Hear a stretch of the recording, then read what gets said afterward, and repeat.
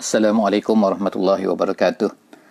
Alhamdulillahirabbil alamin wassalatu wassalamu ala Rasulillah wa ala alihi washabbihi ajma'in. Rabbi shrah li sadri wa yassir li amri wahlul 'uqdatam min lisani yafqahu qawli. Selamat datang ke sesi sinopsis setiap daripada juzuk Al-Quran. Alhamdulillah, hari ini kita akan masuk kepada juzuk yang ke-14 insya-Allah. Dan di dalam juzuk ini kita akan dapat melihat dua surah Allah Subhanahu wa taala akan menceritakan kepada kita di dalam juzuk yang ke-14 ini, iaitu dua surah. Yang pertama sekali adalah surah Hijr, surah Al-Hijr, dan yang keduanya adalah surah An-Nahl.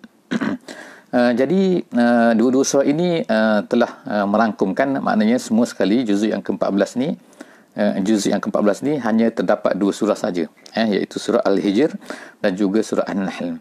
Jadi secara ringkasnya, bahawa kita lihat surah Al-Hijr ini, adalah merupakan salah satu daripada nama untuk tempat yang didiami oleh kaum Samud, iaitu kaum di mana Nabi Saleh alaihissalam diutuskan, iaitu terletak lebih kurang di utara Madinah, lebih kurang 200 km daripada Madinah, di satu tempat yang bernama Al-Ula sekarang ni, iaitu Bandar Al-Ula. Di situ masih terdapat lagi, insya-Allah kepada sahabat-sahabat yang nak tengok boleh tengok di Google Map.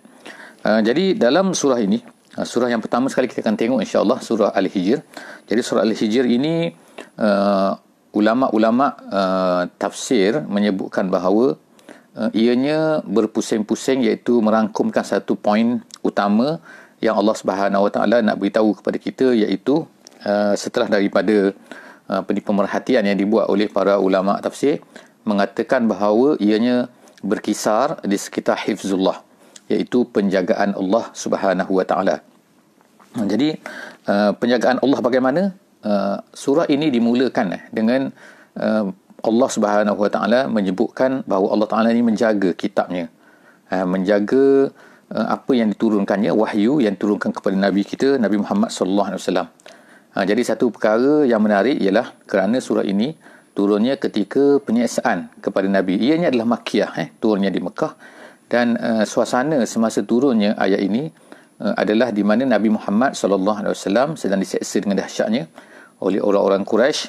Dan penyiasaan ini sama ada penyiasaan badani ataupun penyiasaan dari segi ruhi, dari segi kejiwaannya, dan seolah-olahnya pada ketika itu tergambar bahawa jahiliah ini sangat kuat, dan Islam ini seolah-olahnya dalam keadaan yang sangat lemah lah. Jadi pada ketika inilah maka Allah Subhanahu Wa Taala memberi keyakinan kepada Nabi kita sallallahu alaihi wasallam bahawa orang Islam ini akan dipelihara oleh Allah Subhanahu Wa Taala.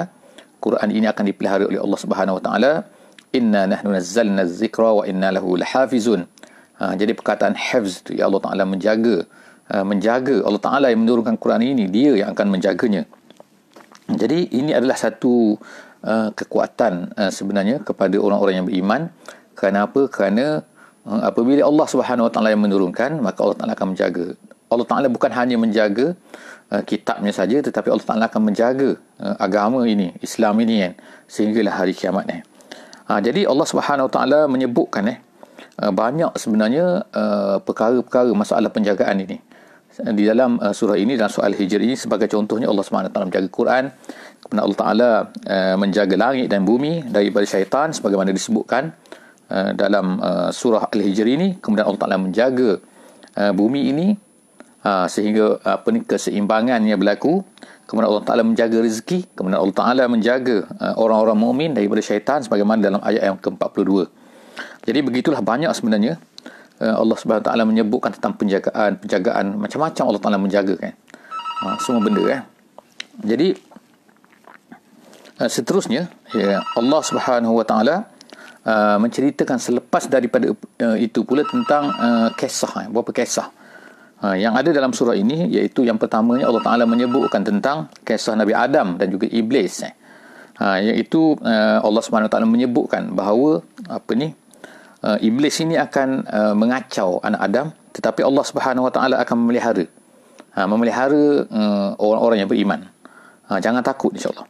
Dan seterusnya Allah Subhanahu Wa Taala menyebutkan juga tentang kisah Nabi Lut alaihissalam, iaitu Allah Taala sebutkan iaitu apabila kaum Lut ini telah melakukan kejahatan yang telah kita tahu, melakukan homoseks dan sebagainya, maka Allah Subhanahu Wa Taala telah menjaga Nabi Lut ini, dan akhirnya semua kaum Nabi Lut itu dibinasakan kecuali orang-orang yang beriman bersama dengan Nabi Lut alaihi salam.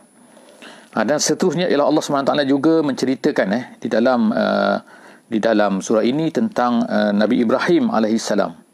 Jadi diceritakan banyak kali menceritakan Allah Ta'ala menggunakan perkataan busyra. Busyra ni maknanya khabar gembira kepada Nabi Ibrahim, kepada orang beriman. Walaupun dalam suasana mereka ni ialah suasana yang kritikal. Jadi nak menunjukkan bahawa kepada orang Islam ni jangan putus asa daripada rahmat Allah. Jangan putus asa daripada pertolongan Allah Subhanahu Wa Taala, walaupun keadaan mereka kadang-kadang pada ketika itu adalah sangat-sangat seolah-olahnya macam keadaannya sangat dahsyat, sangat-sangat teruk. Jadi itulah lebih kurang sedikitnya daripada kisah dari surah Al-Hijr yang kita boleh lihat, dan surah ini dinamakan dengan Al-Hijr, iaitu nama kepada kaum Samud ini yang menebuk gua-gua, menebuk bukit untuk buat rumah, dan mereka rasa bahawa mereka akan selamat. Tapi sebenarnya mereka tak berselamat daripada ni, sebab yang boleh menyelamatkan, yang boleh menjaga sesuatu ni hanya Allah Subhanahu Wa Taala. Dan apabila mereka telah buat itu, maka Allah Subhanahu Wa Taala telah mengutuskan bunyi yang kuat sehingga telah menghancurkan mereka semua. Itu adalah yang pertama, dan kita lihat seterusnya ialah kisah surah An-Nahl, insya-Allah. Surah yang kedua dalam juzuk yang ke-14 ni adalah surah An-Nahl, iaitu ertinya adalah lebah. Jadi lebah. Jadi Allah Subhanahu Wa Taala sebenarnya mengirimkan memberikan banyak benda kepada manusia ni, kepada manusia dengan pelbagai-bagai nikmat, termasuk salah satu daripada nikmat yang Allah Taala beri yang tak perlu kita beli, iaitu lebah, binatang lebah. Jadi sebab itulah surah ini, surah An-Nahli ini dikatakan oleh ulama-ulama tafsir sebagai surah nikmat. Kenapa? Kerana tersangat banyak nikmat yang Allah Taala sebutkan di dalam surah ini. Dan perkataan lebah itu sendiri adalah menggambarkan kepada nikmat Allah Subhanahu Wa Taala, kerana dia mengeluarkan madu. Madu yang manis dan madu yang berzat, dan kemudian madu itu sendiri menjadi obat kepada badan manusia. Jadi sebab itulah maknanya dikatakan ini nikmat. Di samping Allah Subhanahu Wa Taala menyebutkan pelbagai nikmat-nikmat yang lain di dalam surah ini, seperti langit dan bumi, ciptaan manusia, binatang, air, tanaman. Allah Taala menundukkan segala-galanya untuk manusia, mencantikkan bumi dan macam-macam sekali kan. Semua sekali Allah Taala sebutkan bertimpa-timpa, kita kata di dalam surah An-Nahl ini, menceritakan tentang nikmat-nikmat yang Allah Taala berikan kepada manusia dengan panca inderanya, dengan rumahnya, dengan hujannya, dengan peralatannya, even bayang-bayang pun bayang-bayang kita pun, itu adalah merupakan satu nikmat yang Allah Subhanahu Wa Taala berikan kepada manusia. Jadi apakah, kalau kita katakan apakah perbezaan kalau macam tu kan, di antara dalam surah Ibrahim juga menceritakan tentang nikmat, tetapi dalam surah An-Nahl ini juga menceritakan tentang nikmat. Dalam surah Ibrahim diceritakan tentang nikmat yang paling besar ialah nikmat iman. Menceritakan tentang iman. Iman adalah merupakan nikmat terbesar lah. Dan kemudian dalam surah Al-Nahl ini dia menceritakan semua nikmat, pelbagai nikmat, bukan hanya nikmat iman saja, tetapi pelbagai nikmat-nikmat yang diberikan oleh Allah Subhanahu Wa Taala kepada manusia. Jadi kemudian selepas daripada yang terakhirnya yang kita boleh nampak, boleh lihat daripada surah nikmat ini, surah An-Nahl ini, iaitu bahawa walaupun Allah Ta'ala memberikan nikmat yang banyak kepada manusia, tetapi hendaklah faham juga bahawa sebenarnya nikmat-nikmat yang paling besar bagi manusia adalah merupakan nikmat Islam dan juga nikmat iman, sebagaimana yang disebutkan oleh Allah Subhanahu Wa Taala di dalam surah ini. Jadi saya rasa setakat itulah saja, insya-Allah, untuk mendapat lebih lagi kefahaman terhadap juzuk yang ke-14 ni.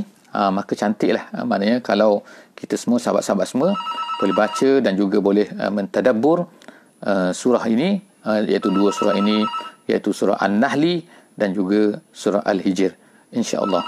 Jadi setakat itulah saja. Aku qauli hadza wa astaghfirullahal azim li wa lakum wa billahi taufiq wal hidayah. Wassalamualaikum warahmatullahi wabarakatuh.